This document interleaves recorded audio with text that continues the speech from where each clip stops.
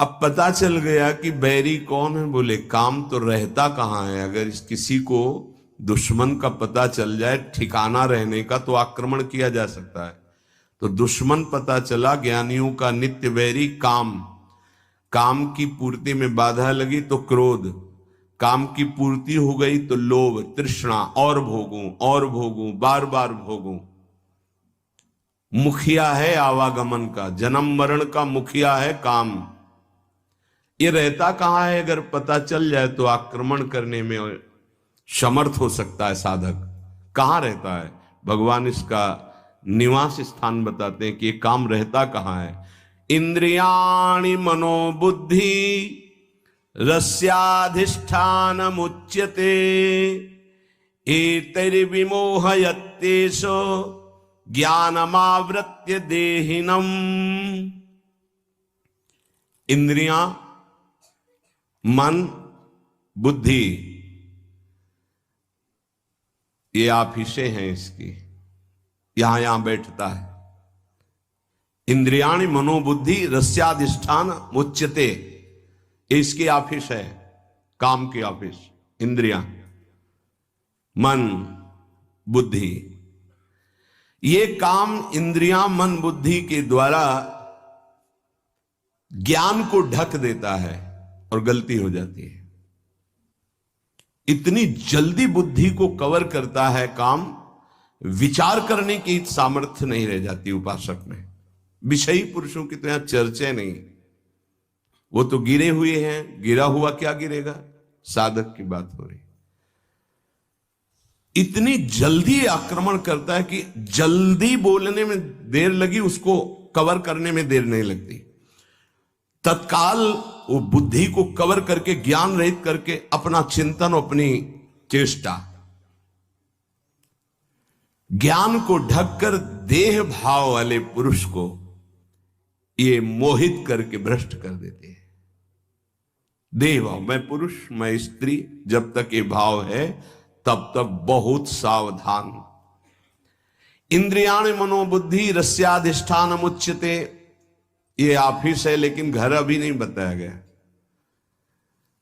सही माने में काम का वास अहम में है, देहाभिमान में। इसमें भगवान ने जो वर्णन किया, एतैर् विमोहयत्येष ज्ञानमावृत देहिनम। देहिनम देह भाव, देह भाव अहम भाव।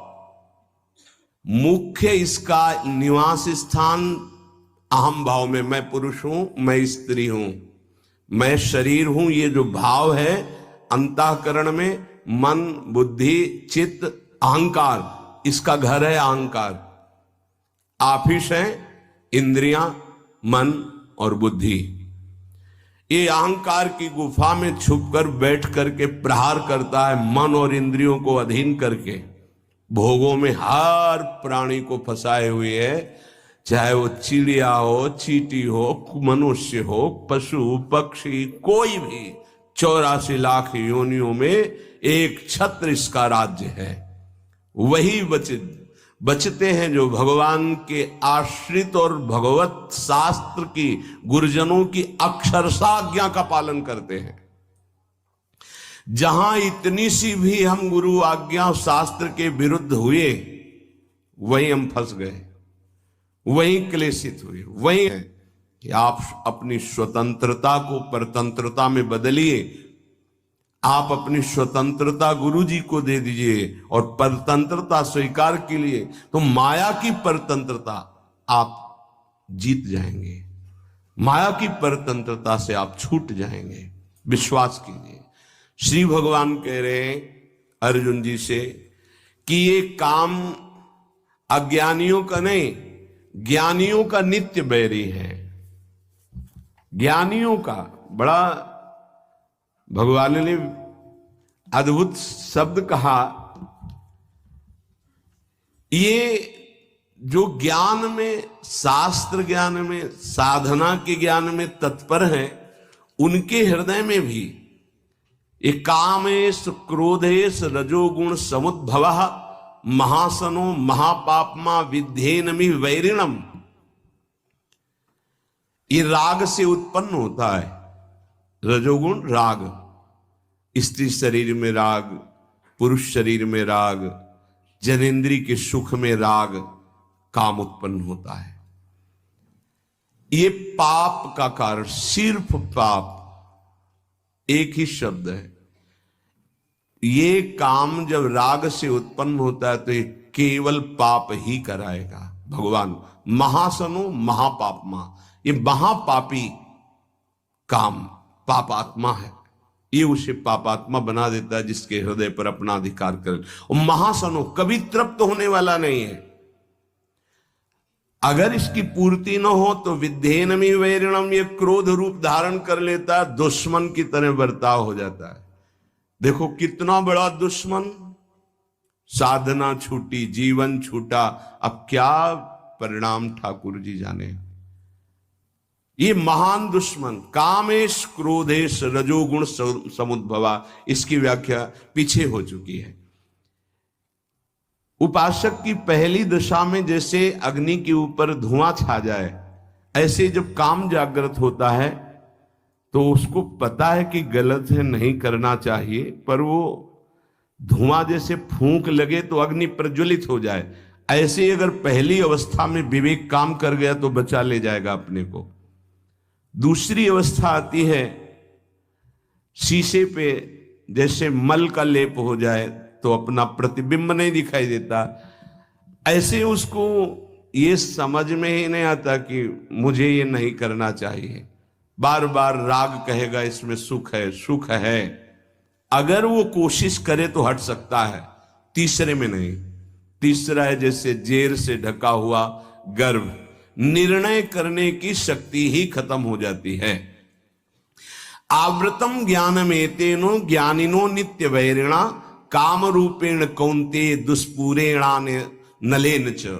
हे कुंती नंदन, ये अग्नि के समान कभी तृप्त ना होने वाला काम ये ज्ञानियों का नित्य दुश्मन है, ये नित्य बैरी है। ये ज्ञान को ढक करके नष्ट कर देता है पक्का। कभी हंसी मजाक, खेल कूद, मनोरंजन विपरीत आकर्षण वालों से ना करें, प्रार्थना है।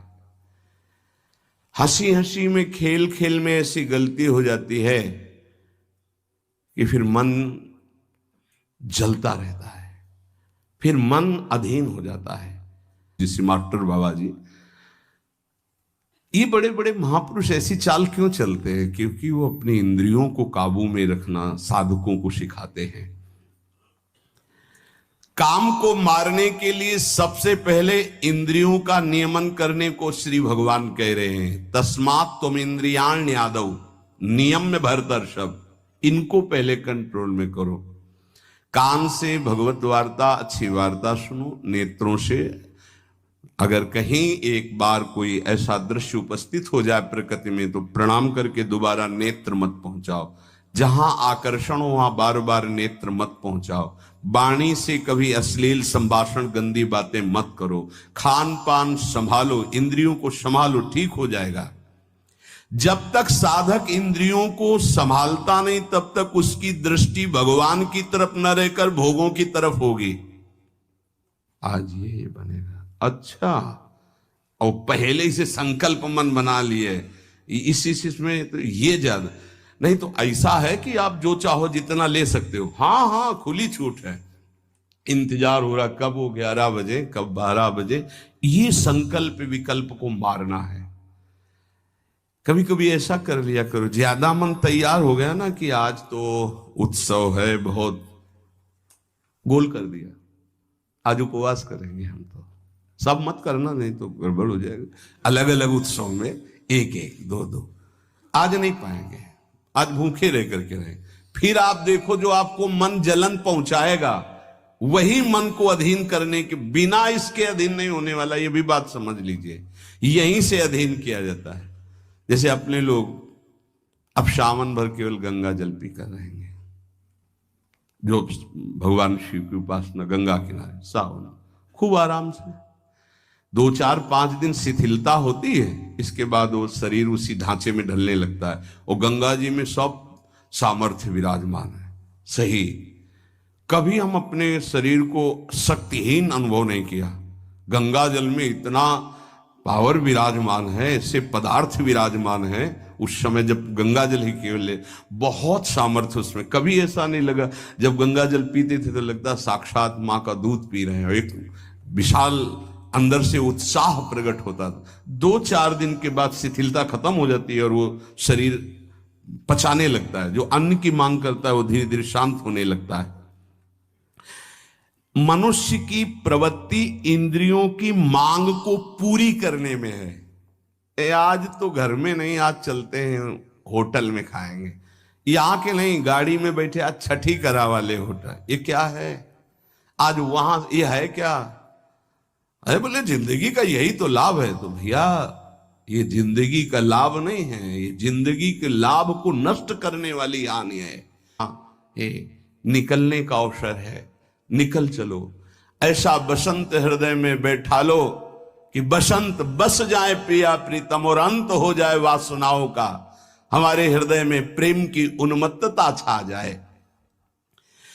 बड़ी है अधिक रंग प्रतिक्षण वर्धमानम प्रेम, हृदय में बढ़ता रहता है उन उपासकों के जिन्होंने केवल खास बात है ममता को हटा देना। संपूर्ण साधना की सार बात है हमारी कहीं ममता न रह जाए, ना अपने शरीर में, न शरीर संबंधियों में, न किसी पदार्थ में, न पद में, न भोग में। फिर आप रंग देख लीजिए, अपने आप आपके हृदय में प्रेम रंग